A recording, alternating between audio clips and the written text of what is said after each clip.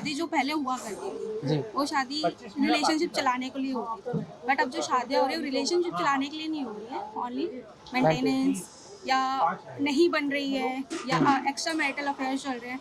Reason कुछ भी हो सकता है, जी। लेकिन कहीं ना कहीं मिसयूज़ हो रहा है। बहुत सारे केसेस ऐसे हैं जिसके अंदर लॉज होने के बाद भी जो है वो वुमेन्स हैं वो उस लॉ को अवेल नहीं कर पा रही हैं, जी। तो वो लॉज उन लोगों के लिए हैं।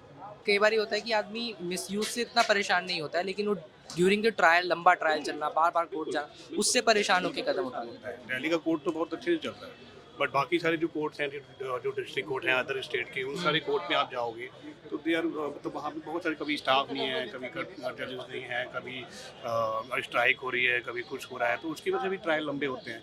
तो वो भी काफ़ी प्रॉब्लमेटिक होता है कि हाँ बहुत लंबा ट्रायल चल रहा है, कोर्ट आना, आके पूरा नौकरी छोड़ना, और दूसरे स्टेट में अगर जॉब कर रहे हो और बीवी ने कहीं और डाल दिया है केस। नमस्ते, मोजो मंच में आप सभी का स्वागत है। 34 साल का एक युवक जो अपने माता पिता के साथ बेंगलोर में रह रहा है, अपनी मौत से पहले, वो मौत जिसे वो खुद अंजाम दे रहा है, सुसाइड से पहले एक लंबा 1 घंटे का वीडियो बनाता है और उस वीडियो में हमें समाज की कुछ ऐसी बातें बताता है जो बहुत सारे सवाल खड़े करती हैं। अतुल सुभाष, जिसने अपनी खुद की जान ली और जान लेने से पहले 53 मिनट का एक वीडियो बनाया और बताया कि उसकी पत्नी ने किस तरीके से उसके और उसके परिवार के ऊपर कथित तौर पर झूठे आरोप लगाए थे डाउरी के, डोमेस्टिक वायलेंस के। कथित तौर पर इसलिए कह रहा हूँ क्योंकि मामला अभी भी कोर्ट के प्रीमिसेस में है, फैसला नहीं आया है, लेकिन जो आरोप अतुल सुभाष ने लगाए हैं उन आरोपों के आधार पर जो सवाल खड़े होते हैं, उन सवालों को लेकर आज मैं आया हूँ वकीलों से बात करने, एडवोकेट्स जो इस देश के कानून को समझते हैं और उस कानून के आधार पर न्याय व्यवस्था कैसे काम करेगी इसको सुनिश्चित करते हैं। सवाल ये है कि महिलाओं की सुरक्षा के लिए बनाए गए कानून, जिसमें से एक है डोमेस्टिक वायलेंस एक्ट या फिर आईपीसी, जो कि अब बीएनएस हो गई है। आईपीसी की धारा के अंदर सेक्शन 498A का जिक्र अमूमन तौर पे किया जाता है।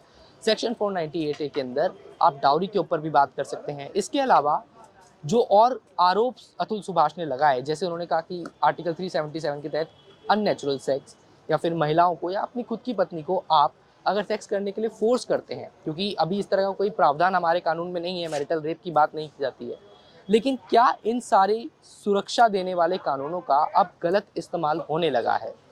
अगर आप स्टैटिस्टिक्स उठा के देखेंगे तो पता चलता है कि false cases of domestic violence या फिर फॉल्स केसेस ऑफ 498A, इस तरह के केसेस का एक बढ़ता नंबर पिछले कुछ सालों में नज़र आया है।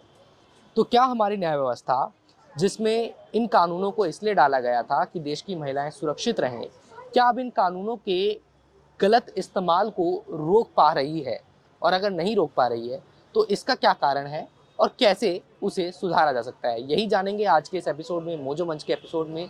मोजो स्टोरी इस पूरी कहानी में किसी भी पक्ष की तरफ से बात नहीं कहेगा, लेकिन जो फैक्ट्स हैं, जो बातें हमारी किताबों में लिखी गई हैं, न्याय व्यवस्था की किताबों में, उनको समझने की कोशिश करेंगे और समाज को कैसे महिलाओं के लिए एक बेहतर स्थान, तो साथ ही साथ जस्टिस देने वाली जगह भी बनाई जा सके, यही समझेंगे आज के इस एपिसोड में। मेरा नाम हर्षित है, हम लोग मोजो स्टोरी न्यूज़ चैनल से हैं। हम लोग बात कर रहे हैं कि जो 498A है आईपीसी के अंदर, या फिर डोमेस्टिक वायलेंट एक्ट है, इस तरह के जो कानून हैं जो महिलाओं को सुरक्षा देते हैं, खासतौर पर शादी के बाद, क्या उनका दुरुपयोग हो रहा है?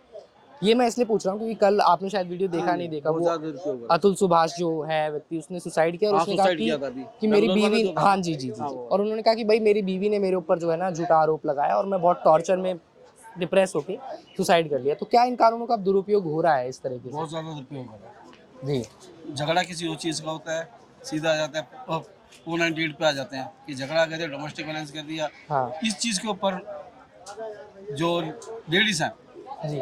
उसकी वजह से बहुत ज़्यादा टॉर्चर कर रही है जेंट्स को। और क्या इसका कारण एक ये भी है सर कि ये जो नियम बनाए गए हैं इतने ज़्यादा स्ट्रिक्ट हैं कि अगर इस तरह का कोई केस लगता है इस धारा में आपके ऊपर, तो खास सुनवाई करने का मौका है नहीं शुरुआती तौर पे? दूसरी पार्टी को कोई इतना राइट नहीं दे रखा है जितना लेडीज़ को दे रखा है इस केस के अंदर। उनको अपना डिफेंड करने का मौका ही नहीं देते वो लोग, तो कि भाई मेरे से कुछ हुआ है, इन्वेस्टिगेशन ढंग से नहीं कर पाते इसके अंदर, जी। इस वजह से ये हो रहा है इनके ऊपर। तो आमतौर तौर पे ये देखा गया कि लड़ाई हुई तो डाइवोर्स के मामले में डाउरी का वो लगा दिया, या फिर हाँ देश का लगा दिया, वो क्या कहते हैं ग्रेवियंस वाला लगा दिया, जी। डोमेस्टिक वायलेंस वाला लगा दिया। जी, जी, जी। ये चीज़ पहले लेके जाती है लेडीज। झगड़ा किसी चीज़ का भी होगा सबसे पहले ये वाला चीज़ लेके आ जाते हैं। तो कैसे सर इसको रोका जा सकता है, क्या आपको आपकी राय भाई है? जेंट्स के फेवर में भी कोई ऐसा आना चाहिए कि इस टाइप का कोई ऐसा रूल आना चाहिए जिससे कि भी सबकी सेफ्टी हो। कि शुरुआती इन्वेस्टिगेशन कम से कम हो सके, कम उसके से बाद ढंग एक- से हो, हाँ, हाँ। इन्वेस्टिगेशन ढंग से हो तो यदि बनता है तो उसको जी, बनाओ। क्योंकि ये मामला भी ऐसा है सर कि अगर कोई गलत फेस में फंस जाता है तो हाँ। फिर समाज भी थोड़ा गलत नज़र से देखता है, फिर वापस ज़िंदगी जीना मुश्किल हो जाता है। बहुत ज़्यादा। जी, चलिए शुक्रिया सर हमसे बात करने के लिए, और लोगों से बात करने की कोशिश करेंगे। मैं ये भी कोशिश करूँगा इस वीडियो के अंदर कि महिलाओं से बात की जाए, जो फीमेल एडवोकेट्स हैं उनकी इस पर क्या राय है, क्योंकि देखिए हमारी सोसाइटी शुरुआत से एक मेल डोमिनेंट सोसाइटी रही है, तो ऐसी सोसाइटी में बहुत ज़रूरी है कि ऐसे कानून हों जो महिलाओं को प्रोटेक्ट करते हैं। लेकिन अगर उन्हीं कानूनों का गलत इस्तेमाल हो रहा है तो उसके ऊपर महिलाओं का क्या कहना है, ये भी समझने की हमारी कोशिश होनी चाहिए।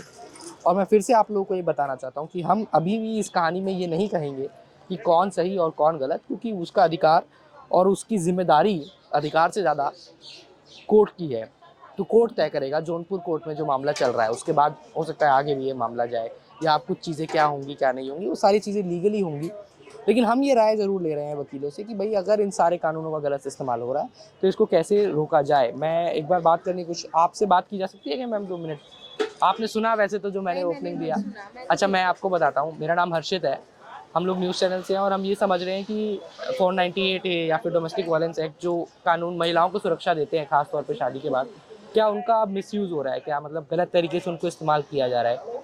ये मैं इसलिए पूछ रहा हूँ क्योंकि कल एक वीडियो आया, आपने शायद देखा नहीं, वो बेंगलोर में उन्होंने सुसाइड कर लिया। जी जी, और उसने कहा कि मेरी बीवी ने मेरे ऊपर झूठा केस लगाया था तो इसलिए मैं मर रहा हूँ। तो आपको लगता है मिसयूज़ हो रहा है इस तरह के कानूनों का? मिसयूज तो हो रहा है, जी, इससे ज़्यादा मैं क्या बोलूँ भाई। मतलब कैसे करते हैं मैम मिसयूज़? क्योंकि आप एडवोकेट भी हो और आप बेहतर समझ रखते हो, इसलिए मैं आप लोगों से समझ रहा हूँ। मिसयूज इन द सेंस इस मैटर में इस तरीके से हो रहा है कि लड़कियां जो हैं मोस्टली आजकल जो शादी कर रही हैं, मोटिव ये होता है कि मेंटेनेंस, अकॉर्डिंग टू मी, जी ओनली अकॉर्डिंग टू मी, मैं और लड़कियों के लिए नहीं बोल जी, रही, लेकिन जी, मैं जी। बोल रही हूँ आप- अकॉर्डिंग टू मी कि वो शादी या तो ये सोच के कर रही हैं क्योंकि शादी जो पहले हुआ करती थी जी वो शादी रिलेशनशिप चलाने के लिए होती थी, बट अब जो शादियाँ हो रही है रिलेशनशिप चलाने के लिए नहीं हो रही है, ओनली मेंटेनेंस या नहीं बन रही है या एक्स्ट्रा मैरिटल अफेयर चल रहे हैं, रीज़न कुछ भी हो सकता है, लेकिन कहीं ना कहीं मिसयूज़ हो रहा है। तो मेंटेनेंस से आपका मतलब कि डाइवोर्स के बाद कोर्ट जब मेंटेनेंस देगा तो उस पैसे से आप फिर उसका इस्तेमाल कैसे भी किया जाए, क्योंकि डजंट मैटर वो लड़की किस तरीके से इस्तेमाल करती है उस चीज़ का, जी। वो कर सकते हैं। और डोमेस्टिक वायलेंस के केसेस भी आपको लगता है झूठे डाले जाते हैं आजकल? क्योंकि इन्होंने तो कहा वीडियो में, अब ऐसा वेग कहना तो ठीक नहीं होगा, लेकिन नंबर्स भी कुछ कुछ हाँ, सजेस्ट कुछ-कुछ करते हैं। हो सकता है, रियल ये नहीं कह सकते कि 100% ही फेक है, जी। बट कुछ परसेंट फेक है। तो इसको कैसे रोका जा सकता है मैम, आपको क्या लगता है? क्या लॉस? इसके लॉज हाँ, आने चाहिए अकॉर्डिंग। कि अगर कोई झूठा केस डाले तो उनके ऊपर क्या इसका एप्लीकेशन होगा? जी, और थैंक यू हमसे बात करने के लिए। और लोगों की तरफ मैं चलूँगा, और क्योंकि ये आप देखेंगे तो कोर्ट का कैंटीन एरिया है, यहाँ पर सब लोग लंच करने आए हुए हैं, तो थोड़ा फुर्सत से अमूमन तौर पे बात हो पाती है। और थोड़ा समझने की कोशिश करेंगे, कुछ सीनियर लोग हैं वहाँ पे, उनकी भी राय लेंगे और जानेंगे कि अगर अभी तक जो समझ में आया कि अगर ये केसेस गलत हैं तो इनको कैसे रोका जा सकता है, और इनको रोकना भी बहुत ज़रूरी है। अभी हाल ही में जो केस आया जिसमें टेकी ने सुसाइड किया, उन्होंने कहा कि उनकी वाइफ ने उनके ऊपर झूठे केसेस लगाए थे, तो टॉर्चर में आके और डिप्रेशन में जाके वो ये कदम उठा रहे हैं।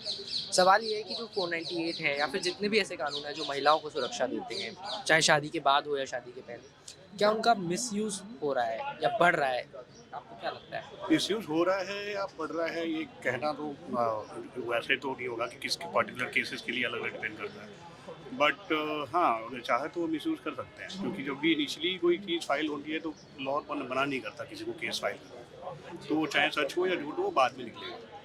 लेकिन शुरुआत में वो केस तो फाइल होना ही होना है, उसके बाद पूरा ट्रायल चलना है। तो जो ट्रायल है वो काफ़ी लंबी होती है, और दिस इज़ जो ये है वो काफ़ी प्रॉब्लमेटिक है कि जो ट्रायल इतना लंबा चलता है और चीज़ में जो रिपोर्ट हमेशा आना, कभी सुनवाई होती है कभी नहीं होती है, जो हरासमेंट है और एलिगेशन जो सीरियस होते हैं, उस सीरियस एलिगेशन में लोग काफ़ी अपने आप को हार्ड फील करते हैं कि ये सीरियस एलिगेशन लग रहा है मेरे ऊपर, जबकि वो उस चीज़ के लिए है नहीं, लेकिन वो सारा प्रूफ होगा लास्ट में। तो उस वजह से ये जब होता है कि हाँ ये मिसयूज़ है, तो हो ही रहा है मिसयूज़। एक आपने बड़ी ज़रूरी बात कही, कई बार ये होता है कि आदमी मिसयूज से इतना परेशान नहीं होता है, लेकिन वो ड्यूरिंग द ट्रायल लंबा ट्रायल चलना, बार बार कोर्ट जाना, उससे परेशान होकर कदम उठाना। है। दिल्ली का कोर्ट तो बहुत अच्छे से चल रहा है, बट बाकी सारे जो कोर्ट्स हैं, जो डिस्ट्रिक्ट कोर्ट हैं अदर स्टेट के, उन सारे कोर्ट में आप जाओगे तो दे आर मतलब वहाँ पे बहुत सारे कभी स्टाफ नहीं है, कभी जजेस नहीं है, कभी स्ट्राइक हो रही है, कभी कुछ हो रहा है, तो उसकी वजह से भी ट्रायल लंबे होते हैं। तो वो भी काफ़ी प्रॉब्लमेटिक होता है कि हाँ बहुत लंबा ट्रायल चल रहा है, कोर्ट आना, आके पूरा नौकरी छोड़ना, और दूसरे स्टेट में अगर जॉब कर रहे हो और बीवी ने कहीं और डाल दिया है केस, जस्ट लाइक एक मतलब बीवी, हाँ अभी हमारे रिसेंट केस में एक लड़की जो काम करती है वो काम करती है बैंगलोर में, घर है उसका छत्तीसगढ़ में, उसने छत्तीसगढ़ में केस डाल रखा है, लड़का दिल्ली से जाता है वहाँ छत्तीसगढ़ में विद फैमिली, जो डीवी का केस, जो FIR का केस डाल रखा है वो सारा उसने वहाँ डाल रखा है, तो पूरी फैमिली वहाँ जाती है अपना रीजनेबली, कोर्ट वहाँ कभी होती नहीं है, कभी कुछ होता है, तो फिर उसके बाद से वो पूरा सफ़र होता है, इकोनॉमी लॉस होती है, जो टाइम होता है, और जॉब के ऊपर सफर सब वो आता है, प्रॉब्लम आता है, क्योंकि कई बार जॉब में भी इंक्वायरी वगैरह होती है, जब प्रेस इंटरव्यू जाओ तो उसमें भी कई बार इंक्वायरी होती है, तो वो चीज़ काफ़ी वो है, मतलब परेशान करने वाली चीज़ है एज अ ह्यूमन, जिसके ऊपर केस चल रहा है। और कई बार ये शिकायत मिलती है, जो केस लड़ रहे होते हैं लोग ये कहते हैं कि जी कोर्ट गए और जज साहिबा नहीं आई थी तो फिर छुट्टी हो गई, या फिर कोर्ट गए तो सामने वाली पार्टी ने अगली डेट मांग ली, फिर तो वो पूरा दिन गया, पूरा फ्लाइट करके किसी स्टेट से आ रहा हो, कहीं और अपनी बीवी ने फाइल करा, क्योंकि शादी मोस्टली दूसरे स्टेट से ही होती है, दूसरी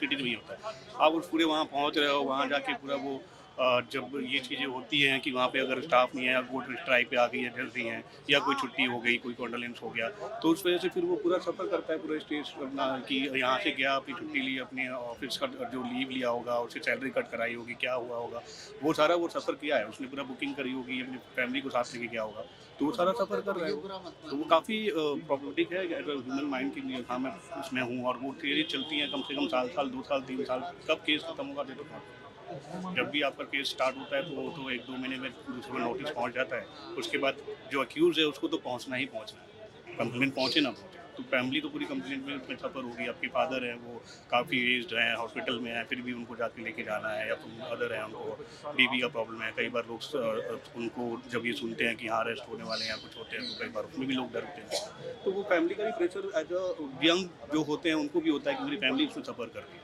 और किसी को भी अपने पेरेंट्स के ऊपर कुछ आता है तो फिर वो और ज़्यादा स्ट्रेसफुल होता है। तो इसको सुधार करने के लिए ज़रूरी है। बिल्कुल। सर आपने वो वीडियो बेंगलोर वाला मैंने देखा रात को जी। और मुझे लगता है कि सुसाइड करना कोई ऑप्शन नहीं है, और अगर इस केस में सुसाइड हुआ है तो इन सब चीज़ों को बहुत स्ट्रिक्टली देखना चाहिए। और आप पूछ रहे थे अभी, मैंने सुना कि क्या कर सकते हैं, कि मिसयूज़ हो रहा है कि नहीं हो रहा। मैं आपसे ये कहूँगा कि बहुत सारे केसेस ऐसे हैं जिसके अंदर लॉज होने के बाद भी जो हैं वो वुमेन्स हैं वो उस लॉ को अवेल नहीं कर पा रही हैं, जी तो वो लॉज उन लोगों के लिए हैं। हर लोग मिसयूज़ करते हैं। अब आप सोचो कि कोई FIR करता है तो बहुत सारे लोग जो है गलत FIR भी करते हैं किसी के अगेंस्ट, तो वो भी फॉल्स FIR है, उसको भी मिसयूज़ किया जा रहा है। तो कोई भी लॉ जो बनता है वो उनके लिए बनता है जो किसी के ऊपर कोई राइट इन्फ्रिंज हुआ है किसी का, ठीक है, तो वो उनके लिए है ताकि वो अवेल कर सके उस चीज़ को, उस रेमेडी को, ना कि उनके लिए कि उसको मिसयूज़ किया जाए। तो अब सिर्फ ये नहीं कि स्पेसिफिकली वुमेन्स इसको मिसयूज़ कर रही हैं, बहुत सारे n number of people misuse कर रहे हैं। और दूसरी चीज़, सुसाइड करना कोई ऑप्शन नहीं था। बहुत सारे ऊपर एपेलेट ट्रिब्यूनल्स हैं, हमारा सुप्रीम कोर्ट है, हाई कोर्ट है, तो उनको वहाँ जाके अपील करनी चाहिए थी इंस्टेड ऑफ सुसाइड कर लेना। तो मुझे लगता है कि सुसाइड करना कोई एक ऑप्शन नहीं है। उस वीडियो में तो आपने देखा उन्होंने कहा कि जी सुसाइड के लिए तो कोई ऑप्शन नहीं है, बट जो लॉज को बनाया गया है, अब जो आज का टाइम के जनरेशन है इसको अपने हिसाब से ट्विस्ट करके यूज कर रहे हैं। ये लॉज बनाए गए थे प्रोटेक्शन के लिए, बट अब इसको अपने हिसाब से ट्विस्ट कर लिया, अपने बेनिफिट्स निकालते हैं। जैसे फॉर्म 98 मैं मोस्टली कहूँगा, बट इसमें ना फॉल्स केसेस रजिस्टर्ड होते हैं। जी, मैं भी सर उसी नंबर की बात कर रहा था, क्योंकि अगर हम डाटा देखें तो वो भी ये कह रहा है कि पिछले कुछ टाइम में डोमेस्टिक वायलेंस के फॉल्स या 490 डे के केसेस बढ़े हैं। अब ये बात आपकी बिल्कुल सही है कि हमारे देश में ऐसी बहुत सी महिलाएं हैं जो नहीं अवेल कर पाती और उनको जस्टिस मिल ही नहीं पाता। मैं पर्सनली ऐसे केसेस डील कर रहा हूँ जहाँ पे मेरी क्लाइंट्स के साथ गलत हुआ है, बट वहाँ पे FIR रजिस्टर नहीं हो रही है।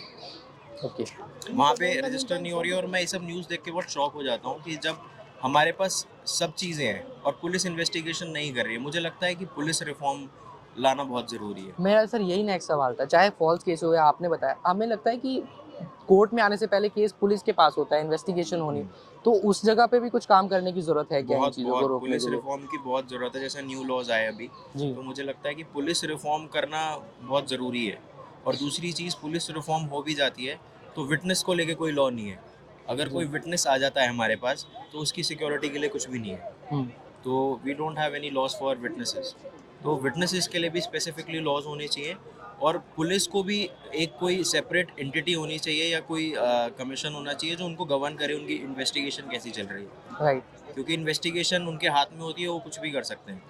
जी तो बहुत सारे लोग डिसहार्टेंड हो जाते हैं, जैसे he is one of them. Right. तो वो डिसहार्टेंड होके उन्होंने एक ऐसा स्टेप ले लिया जो कि बहुत एक मेजर स्टेप है। मतलब इरिवर्सिबल, अब तो हाँ, आप चाहे हाँ, जस्टिस मांगिए या हाँ। कुछ भी कीजिए। जी इरिपेरेबल लॉस हो गया उनके पेरेंट्स को इवन, जी और उनकी फैमिली, जो उन्होंने बोला कि मैं उनसे पर्सनली बात करूंगा, जो भी उन्होंने लेटर्स वगैरह Right. लिखे होंगे अपनी फैमिली को, बट आप उसको वापस नहीं कर सकते हैं।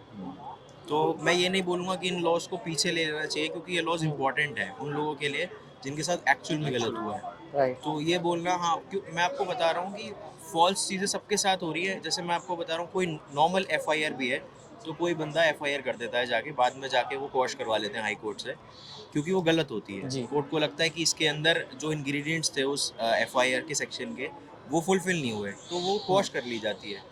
तो ऐसा ही उनके पास भी रेमेडी थी करने की, बट मुझे लगता नहीं उन्होंने अवेल करी है, और उन्होंने ये मे big भी step- उनको उस तरह का गाइडेंस नहीं मिला या जी, correct. बताने वाले लोग सही नहीं थे। जी। तो ओवरऑल आपको लगता है कि जो हमारा one of the 3 pillars of democracy है हमारे जुडिशरी, इसमें कुछ रिफॉर्म्स की अभी ज़रूरत है टू मेक इट बेटर? हाँ, हमेशा हमेशा रिफॉर्म्स हमेशा आने चाहिए। कभी ऐसा नहीं है कि फुलफिल वो कंप्लीट हो गया है। तो धीरे चलता धीरे रहता है वो। जैसे जैसे हम इवॉल्व करते हैं, तो उसके अंदर हमको रिफॉर्म्स भी लाने ज़रूरी हैं। तो मुझे लगता है कि रिफॉर्म्स होने चाहिए। आप कुछ कहना चाहेंगे? मैं तो यही कहूँगा, जैसे जैसे रिफॉर्म आते रहेंगे वैसे वैसे लॉ डेवलप होता रहता है। अब जैसे जैसे नए क्राइम्स आते हैं तो उस हिसाब से लॉ बनता रहता है, तो ये रुक नहीं सकता। ये रिफॉर्म्स आने मैंडेटरी हैं जी उसके साथ। और जो जो इन्होंने सुसाइड किया है वो तो बिल्कुल एडमिसिबल नहीं है। उनको समझाने वाला, या उनकी सराउंडिंग ऐसी होंगी, उनका एटमॉस्फेयर ऐसा होगा जो उन्होंने इतने हार्ड स्टेप लिए। बट दिस इज नॉट, बिल्कुल भी एडवाइजेबल नहीं है कि ऐसा कुछ लास्ट स्टेप या सुसाइड बिल्कुल भी एडमिसिबल और अगर नहीं है। लीगली देखें तो अब इन दिस केस क्या होगा अगर मान लीजिए जो वो कह रहे हैं कि झूठा केस है और वो सही निकलता है, तो फिर क्या उनको कंपनसेशन मिलेगा या कैसे रहता है सर, ये मैं समझ वो एक्विट कर सकते थे उस केस में से, उनको एक्विटल हो जाता कोर्ट के थ्रू, जी। और वो जितने चार्जेस उन पे फ्रेम हुए थे वो उन सबसे ड्रॉप डाउन हो जाते। बट उन्होंने बहुत अर्ली स्टेज पे ये स्टेप ले लिया है, क्योंकि मैंने देखा कि उसमें शायद उनकी वाइफ उनसे एलिमनी जी, मांग रही मांग थी, रही सम अराउंड मेरे ख्याल से 2 लाख रुपीस जी, पर जी। मंथ। तो बहुत सारी रेमेडीज हैं, मुझे नहीं लगता कि उनको किसी ने सही गाइड किया कि नहीं। अभी वहाँ पे मैम ने भी यही बोला कि alimony is one of the reasons कि इस तरह का चीज़ होती है कि मेंटेनेंस लेने के लिए। जी। बट हमारे पास एपिलेट कोर्ट्स हैं बहुत सारे, हमारे पास लॉज में स्पेस है जहाँ पे हम उनको चैलेंज कर सकते हैं। जी तो ऐसा नहीं है कि अगर वहाँ से डिक्लेयर हो गया तो हम वहीं पे रुक जाएंगे। राइट हमारे पास वी हैव स्पेस टू मतलब मूव। राइट। तो मुझे लगता नहीं है कि उन्होंने सही स्टेप लिया। बाकी जो भी हुआ वो अच्छा नहीं था।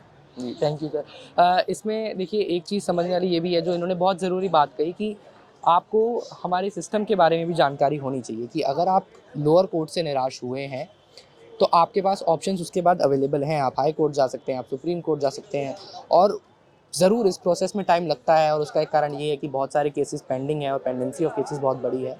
लेकिन अब जैसा आपने इस वीडियो में अभी तक समझा कि उनकी बात बिल्कुल सही है कि भाई केसेस, ऐसा नहीं है कि अगर किसी कानून का गलत इस्तेमाल हो रहा है तो उसको क्वॉश ही कर दिया जाए, उस कानून से वापस आ दिया जाए, लेकिन उसकी रेमेडी समझनी ज़रूरी है कि क्या रिफॉर्म किया जाए कि उसका गलत इस्तेमाल को मिनिमाइज़ किया जाए, क्योंकि कोई भी कानून ऐसा नहीं है जिसका गलत इस्तेमाल नहीं हो रहा हो।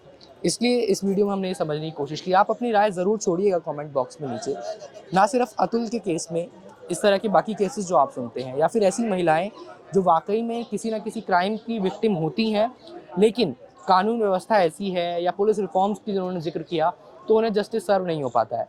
और अपनी राय छोड़ते हुए इस चीज़ का ध्यान ज़रूर रखिएगा कि आप हो सकता है इस वीडियो को किसी बड़े शहर से एसी कमरे में बैठकर देख रहे हों, लेकिन कानून जो है देश का वो उन सारी 50 करोड़ से ज़्यादा महिलाओं के लिए बना हुआ है जो किसी दूर दराज इलाके में, जहाँ शायद ये वीडियो भी नहीं पहुँच पाएगा, जहाँ पर शायद फ़ोन मिलाना मुश्किल होता है, वहाँ पर भी इस भरोसे जीवन जीती हैं कि कुछ गलत होगा तो न्याय व्यवस्था ये इंश्योर करेगी कि उसका न्याय उन्हें दिया जाए। और इसी प्रणाली को ध्यान में रखते हुए कोई भी कानून बनता है। इस वीडियो में मात्र इतना ही। अपनी राय कमेंट बॉक्स में छोड़िए और हमें बताइए कि आपका इस पूरे मामले में क्या मानना है। कैमरा पर्सन मदन लाल के साथ मुझे स्टोरी के लिए हर्षित शर्मा।